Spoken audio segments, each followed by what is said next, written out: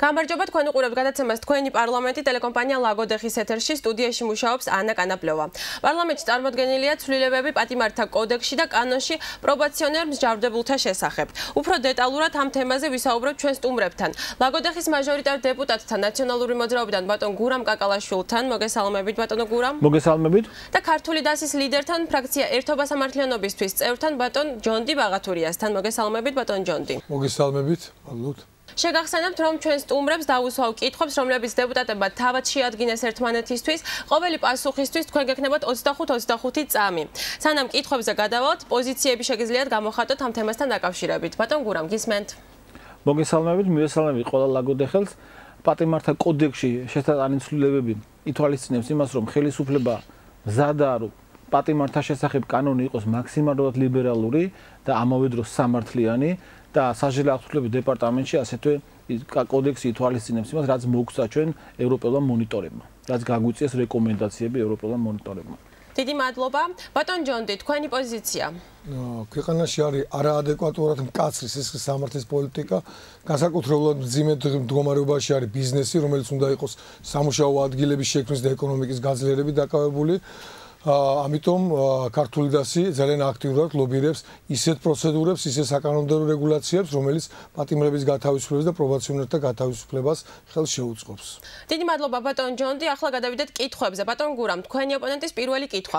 ხართ თუ არა ინფორმირებული, რამდენი პატიმარია სულ საქართველოში და პრობაციონერთაგან რამდენი პროცენტია მეწარმე, რომელიც სამუშაო ადგილების შექმნით უნდა იყოს დაკავებული? ჩემთვის ცნობილია, რა თქმა უნდა, ეს ციფრები და არაფერი გასაკვირი არ არის. მე მინდა შევახსენო ბატონ ჯონდის და გადახედოს თუ იცნობს იმ სტატისტიკას, რამდენი იყო დავა მეწარმეთა და სახელმწიფო შორის და რამდენი პროცენტია მეწარმე გამარჯვებული და ეს აქ ჩემი პასუხი ნათელი იქნება მისთვის. დიდი მადლობა. პირველი კითხვა ბატონ ჯონდის. მიგაჩნია თუ არა, რომ სახელმწიფომ უნდა შეიმუშაოს სამართლიანი და ეფექტური მექანიზმი პირობით მსჯავრისა და ნასამართლეობის ვადაზე ადრე მოხსნისათვის? რა თქმა უნდა, სამართლიანი და ესე იგი ეფექტური მექანიზმები სახელმწიფომ უნდა შეინარჩუნოს და ქართული დასი აქტიურად მონაწილეობს ამ რეფორმაში. რეალურად ჩვენ თუ კი რაიმე პოზიტიური კეთება, ამის 80% იდეის ავტორი და თანაავტორი და შემოქმედი არის სწორედ ქართული დასი და ამიტომ ჩვენ ძალიან აქტიურად მუშაობთ ამ მიმართულებით. ბატონო გურამ, როგორ ფიქრობთ, პრობაციონერი მეწარმე ეკონომიკურ აქტივობას გამოიჩენს, დაასაქმებს ხალხს თუ შეეცდება დატოვოს ქვეყანა და სხვა ქვეყანაში განაგრძოს ეკონომიკური აქტივობა? მე მინდა, დიდი მადლობა, მე მინდა ბატონმა ჯონდიმ გადახედოს იმ სტატისტიკას, რა სტატისტიკაც არსებობს სოფლიოს, არ არის ჩვენი სტატისტიკა და საქართველოს ერთ-ერთი პირველი ადგილზეა ბიზნესის კეთების სიადვილით, ამიტომ ყველა მეწარმესთვის მე ვთვლი იმას, რომ საქართველოში შექმნილია ძალიან კარგი ნიადაგი თავისი ბიზნესის კეთებისათვის და მას სახელმწიფო და კანონი იცავს მაქსიმალურად. ბატონ ჯონდი, თქვენი ოპონენტის მორიგი კითხვა. კანონის პრინციპია, რომ უნდა წახალისდნენ პატიმრები, რომლებიც ემორჩილებიან სასჯელ ასრულების დაწესებულებაში არსებულ წესებს და შევზღუდოთ ისინი, ვინც დანაშაულზე დანაშაულს ამატებენ. დამისახელეთ მესამე სამართლიანი პრინციპი. კანონის და სამართლიანობა დღეს მოითხოვს ადამიანები, რომლებიც არ არიან საშიში დამნაშავეების, ასე იგი სასჯელს იხდიან ეკონომიური დანაშაულისთვის ან რაიმე შემთხვევითი დანაშაულობებისთვის, ან მოხმარებისთვის, ნარკოტიკების მოხმარებისთვის და არა შენახვისთვის და ამ რეალიზაციისთვის, ისინი იქნენ გათავისუფლებული, დაუბრუნდნენ ოჯახებს და მოხდეს მათი რეინტეგრაცია საზოგადოებაში. და თქვენ ამას არ აკეთებთ, იმიტომ რომ სურვილი გაქვთ, რომ საარჩევნოდ გამოიყენოთ ეს ხმები. ბატონ გურამ, ხომ არ ჯობია პრობაციონერი მცირე და საშუალო ბიზნესის წარმომადგენლები დაკავებულნი იყვნენ ჩვენი მოქალაქეების დასაქმებით, ვიდრე პრობაციის სამსახურში ხელმოწერით? საქართველოში კანონი არის უზენაესი. მე ვერ ჩავთვლი, ახლა ეს არ არის ჩემი კომპეტენციის ფარგლებში, რითი უნდა იყვნენ დაკავებული პატიმრები, პრობაციონერი. რაც შეეხება პრობაციონერებს, ჩვენ შევქმნით პრობაციონერთა საბჭო, რომელიც სასამართლოს გვერდისავლით უკვე შეუძლია გაანთავისუფლოს ეს ადამიანი და მე ვთვლი, რომ ეს არის ძალიან კარგი და ეს არის წარმატება ჩვენი. ამიტომ შეუძლიათ ნებისმიერი სამეწარმეო საქმიანობა განახორციელონ პრობაციონერებმა. ბატონ ჯონდი, თქვენი ოპონენტის ბოლო კითხვა. თუ არა სახელმწიფოს მიერ გატარებულმა სწორმა პოლიტიკამ, რამ განაპირობა დანაშაულის მკვეთრი შემცირება ქვეყანაში?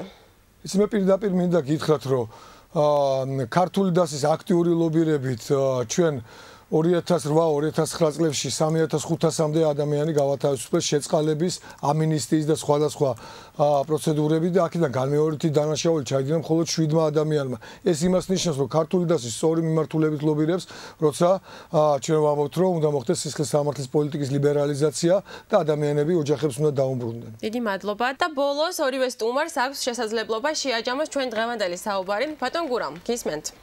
სახელმწიფო ცდილობს, რომ იყოს მაქსიმალურად ლიბერალური ამავე დროს დაცული იყოს პატიმრების უფლებები. ახალი კოდექსით პატიმარს ეძლევა მისი სწორად მოქცევის შემთხვევაში პატიმარს ექცევა მაქსიმალური უფლებები. მას ემატება პაემანი, მას ემატება სატელეფონო საუბარი, შეუძლია ნებისმიერი ამ სიკეთით ისარგებლოს. ხოლო ვისაც არ ექნება, ვისაც ექნება დარღვევები, მას მაქსიმალურად შეეზღუდება ეს ყოველივე და მე ვფიქრობ, რომ ეს არის ძალიან სამართლიანი. ბატონ ჯონდი, თქვენი შეჯამება.